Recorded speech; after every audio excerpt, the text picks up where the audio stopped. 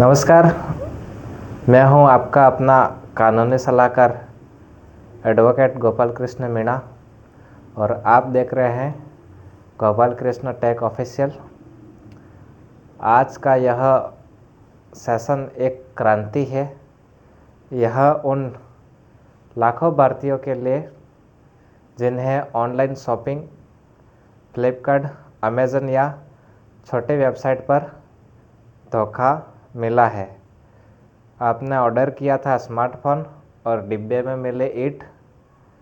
आपने पैसे दिए थे अच्छी क्वालिटी के और मिला आपको नकली सामान। यह सिर्फ सामान की बात नहीं है, यह आपके विश्वास और मेहनत के पैसे की बात है। मैं आपको इस 3 सबसे ताकतवर कानूनी रास्ते दिखाऊंगा जिनका इस्तेमाल करके आप न सिर्फ अपना पैसा वापस ले सकते हैं बल्कि फ्रॉड करने वाली कंपनियों को सज़ा भी दिलवा सकते हैं। शुरुआती में ही एक वादा, अगर आपको यह पूरा वीडियो देखेंगे तो कोई भी ऑनलाइन विक्रेता आपको ठग नहीं पाएगा। फ्रॉड की परिभाषा, बचाव और आपका पहला कदम। सबसे पहले फ्रॉड क्या है? कानून की भाषा में इसे धोखाधड़ी कहते हैं। जब आपको जानबूझकर गलत जानकारी देकर या जानबूझकर सामान न देकर आपसे पैसा लिया जाता है तो यह धोखाधड़ी में है। ऑनलाइन फ्रॉड के 4 सबसे बड़े प्रकार और उनसे बचाव। नंबर 1, गलत या टूटा सामान। आपने फ़ोन ऑर्डर किया था, मिला साबुन या टूटा हुआ फ़ोन। नंबर 2, डिलीवरी नहीं हुई। आपने पैसा दिया लेकिन ट्रैकिंग बंद हो गई और सामान कभी पहुंचा ही नहीं। फेक वेबसाइट या कॉल।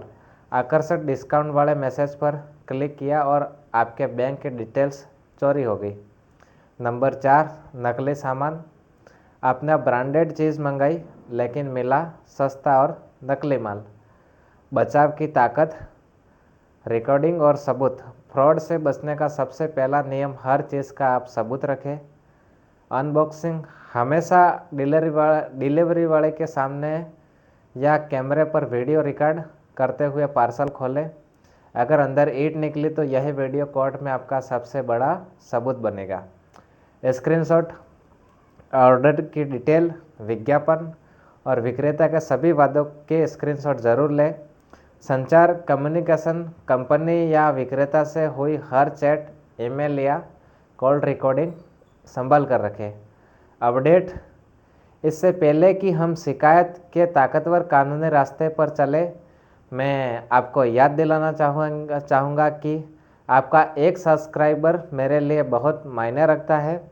अगर आपको मेरी बातें समझ आ रही हैं तो अभी गोपाल कृष्ण टेक ऑफिशियल को सब्सक्राइब कर ले और घंटी दबा दे। हम यहाँ सिर्फ बात नहीं करते, हम कानूनी एक्शन भी सिखाते हैं। फ्रॉड होने पर पहला कदम, मर्चेंट या प्लेटफार्म पर शिकायत। फ्रॉड होते ही आपको सबसे पहले प्लेटफार्म पर जाना है।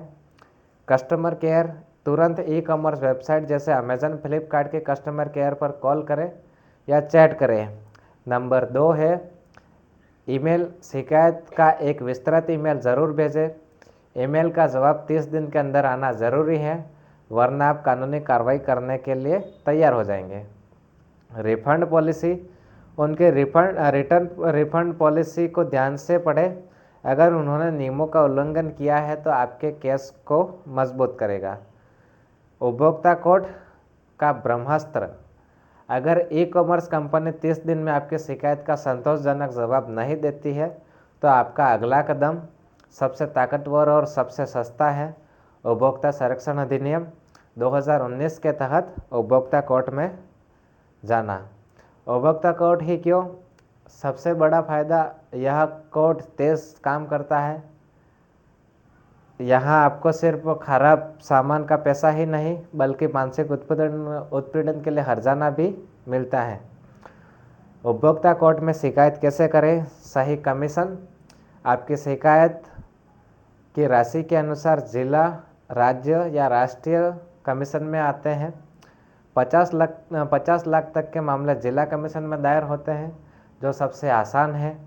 ऑनलाइन पोर्टल, भारत सरकार ने ई दाखिल नामक एक ऑनलाइन पोर्टल बनाया है।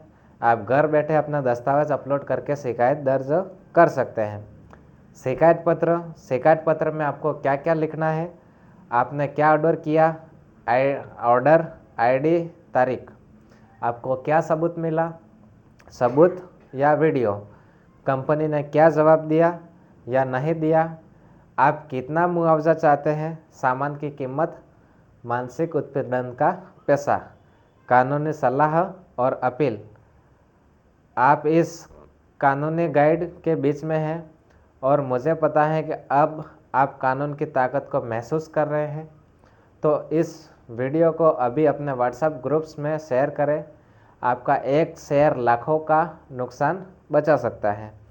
ई कॉमर्स कंपनी की जिम्मेदारी, उपभोक्ता अधिनियम 2019 ने ई कॉमर्स प्लेटफार्मों की जिम्मेदारी तय कर दी है। अब वे यह कहकर नहीं बच सकते कि सामान विक्रेता ने भेजा था।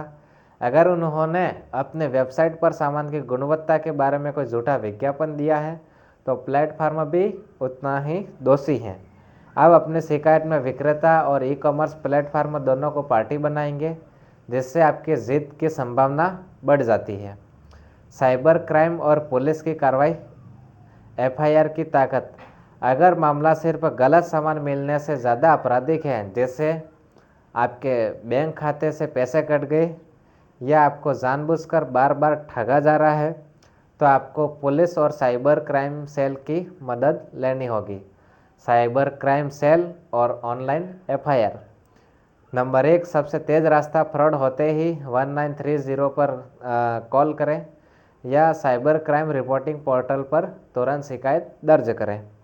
यह सबसे तेज़ रास्ता है, क्योंकि अगर पैसा अभी भी फ्रॉडस्टर के अकाउंट में है तो बैंक उसे होल्ड कर सकता है। नंबर 2, एफआईआर की ताकत। आप अपने स्थानीय पुलिस स्टेशन में भी जा सकते हैं। अगर पुलिस एफआईआर दर्ज करने से मना करे तो उन्हें 0 एफआईआर दर्ज करने को कहे। यह किसी भी थाने में दर्ज हो सकती है। बीएनएस, भारतीय न्याय संहिता की धाराएं पुलिस को कहे कि वे फ्रॉड करने वाले नए कानून बीएनएस की तहत ये धाराएं लगाए। बीएनएस धारा 316 धोखाधड़ी। यह तब लगती है जब जानबूझकर आपको नुकसान पहुंचाया जाता है। आईटी एक्ट की धाराएं, इसके तहत इलेक्ट्रॉनिक माध्यमों का दुरुपयोग के लिए सज़ा मिलती है।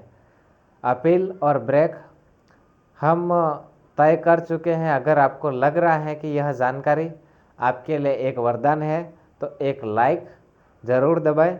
आपका हर लाइक मुझे ऐसे ही कानूनी जानकारी बनाने के लिए प्रेरित करता है।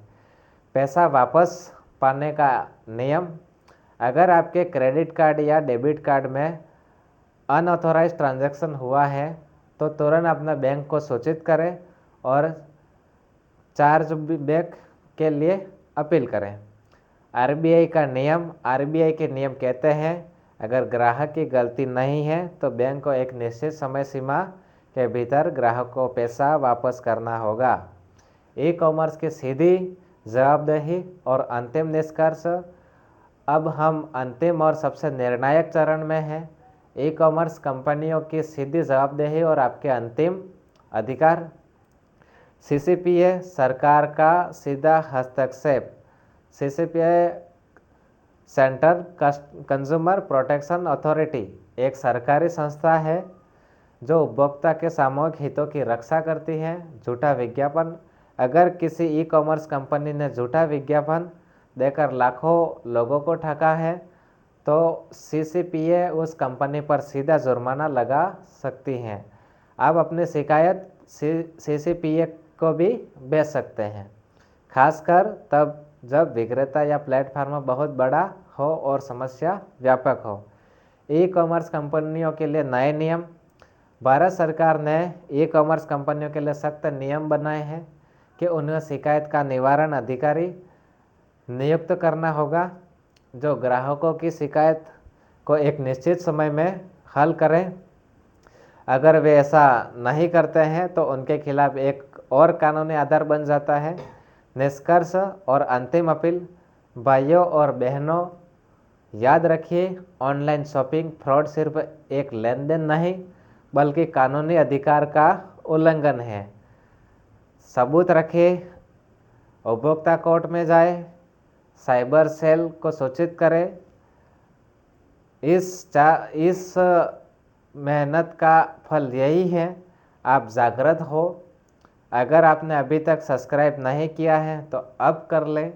गोपाल कृष्ण टेक ऑफिशियल को सब्सक्राइब करें, इस वीडियो को लाइक करें और इसे हर सोशल मीडिया पर शेयर करें। हमारा मोटो है, आपका ज्ञान आपकी ताकत, कानूनी रूप से मजबूत बनिए।